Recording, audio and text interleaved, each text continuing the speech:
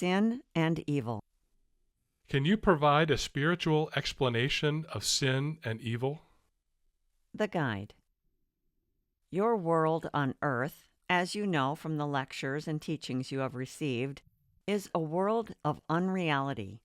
You may term it a temporary reality. The things you experience, the deductions you make with the surface logic of the intellect, which ignores spiritual and absolute truth, are faulty. They have a limited value and truth, like the wrong conclusions of the soul made by the child, which apply correctly to a particular situation. They are not without their own peculiar logic, limited as it may be. Nevertheless, these conclusions are wrong and unrealistic if applied as a general truth of life.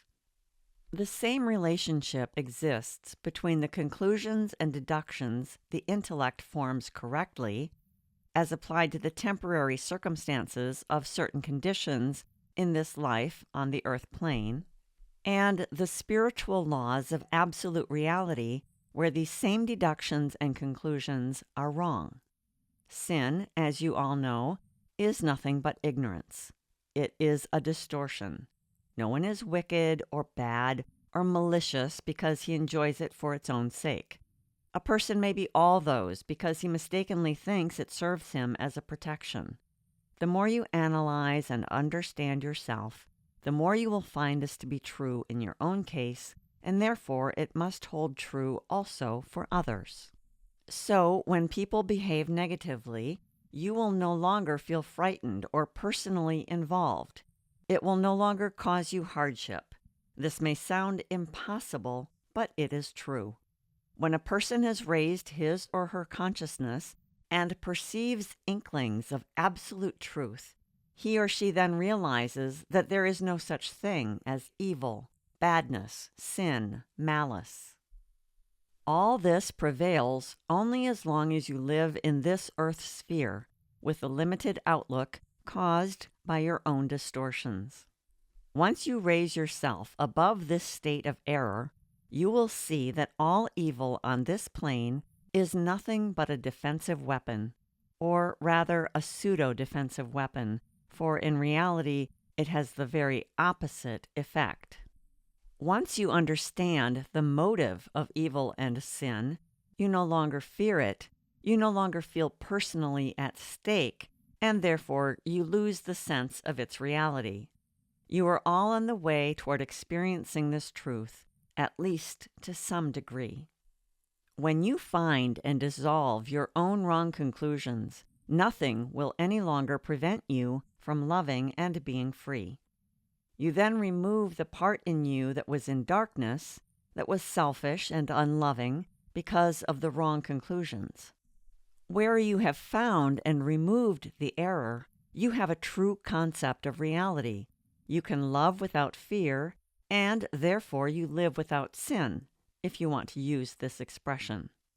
Evil and sin are products of an illusory world that exists only while you live in the illusion, but they have no absolute reality. The moment you raise your consciousness, you are free of the illusion. It no longer has any reality whatsoever. Even when you see errors in others, with this raised consciousness, you will see through it. You will understand its significance and its origin, and so you will realize its very temporary effect. Actually, error or sin has no effect on reality at all. It only affects those who still live in unreality while they live in it.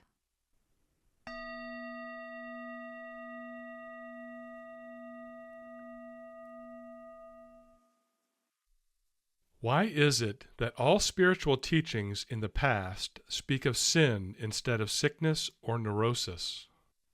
The Guide. Because it does not make any difference. It is the same.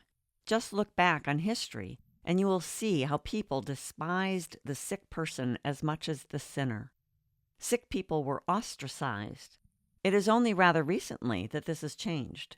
Only since this change has taken place has it become important not to stress sin and evil as much in order to discourage contempt and arrogance. Until only very recently, insane people were considered the same as criminals, and it may take some time yet before people stop looking down on others because they are troubled, sick, neurotic, or spiritually less developed. So this is a matter of the general development of humanity and its outlook, and not a question of semantics. It is a question of judging and despising others rather than understanding, loving, and helping. Although sickness and sin are the same, the person with limited perception will look down on both, while the person with a higher capacity of perception will understand and help and not feel superior. Sin and sickness are the same, but what counts is how you react to them, not what word you use. No matter what word you use, it will be distorted if your inner perception is limited. And when your inner perception reaches its highest potential, according to your own capacity, then the word will not be misused. Or rather, regardless of what word you use, the feeling will be right.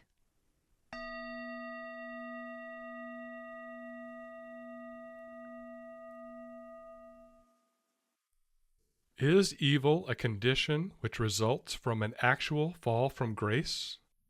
And what is its relationship to Lucifer in the Old and New Testaments? The Guide. I have discussed many factors of what constitutes evil. The word grace can, of course, be interpreted in many ways. The way that I would interpret it would be that grace is the true state of being in which all the universal good, all the forces and powers in the most abundant of ways, are each individual's property. Falling from grace means no more and no less than not knowing this, ignoring this fact, and searching for a solution and for salvation in a faraway manner while the truth is there all the time. The blindness lies in making it more complicated and ignoring the truth, which is, it is all yours. You do not have to beg for it. You do not even have to struggle for it. All you have to struggle against is your own blindness and your own distortions, which make you afraid of the truth and make you cling to unhappiness and untruth. This would be the falling from grace. Once this is clearly understood, many further errors can be avoided. As to your question of Luciferic powers and personification and the allegory and all that, this, of course, is entirely a matter of comprehension and consciousness. He who is still deeply involved in his separateness, in a dualistic concept of life, cannot conceive of the unity of being, which means that everything is in him. This means not only what I said before, namely that all the good is in man, but it also means that the bad that befalls on man from the outside is also in him. The more man is on such a path, the more he comprehends this fact. You, for instance, my friends, learn gradually and little by little that what disturbs you from the outside is really a reflection of something that is within you. You have no more difficulty with anything else but with this, for no matter how much you hear these words, you always and continuously forget them and ascribe misery and strife to factors outside yourself, to something that is wrong outside of you. Nothing could ever disturb you, no matter how much it appears to come from the outside, other than what is in you. The outside is only a reflection, activated by your own corresponding powers. The same applies to the pleasurable. Man's inability to understand that separates himself from the universe, from life, from creation, from events and experience. Therefore, he personalizes outer factors and even gives those outer factors a name. The more he develops, the less man will be tempted to do such a thing.